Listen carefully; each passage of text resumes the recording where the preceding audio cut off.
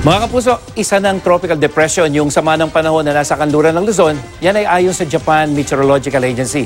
At posibleng lumakas pa ito habang papalapit naman dyan sa China at kahit nasa labas yan ng PAR o Philippine Area of Responsibility, pinapalakas ng bagyo ang hanging habagat o yung southwest monsoon. At kita nga dito sa may satellite image ng Metro Weather, yung ulap na nagpapaulan dyan sa may kanlurang bahagi ng Luzon at Visayas. Kaya ngayong weekend mga kapuso, manatiling I am ready sa maulang panahon. Sa Luzon, maghapon ang ulan dyan sa mga probinsya ng Bataan, Zambales at sa mga rehiyon ng Mimaropa at Calabarzon araw ng Sabado. Sa Linggo, buong araw ang ulan dyan din sa may Bataan, Zambales, Aurora provinces at sa may Southern Luzon. At maging I am ready rin sa ulan sa halos buong Luzon naman tuwing hapon ngayong weekend.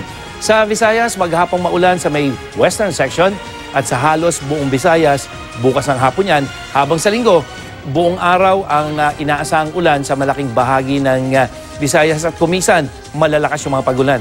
Sa Mindanao, maghapong maulan dyan sa rehiyon ng Caraga at sa hapon, magiging maulan sa malaking bahagi ng Mindanao sa Sabado at Linggo at mga intense yung thunderstorm mga kapuso. At sa Metro Manila naman, maulap at mataas ang tsansang umulan ngayong weekend. Yan ang latest mula sa GMA Weather. Ako po si Nathaniel Cruz. Magplano para sigurado. I am ready.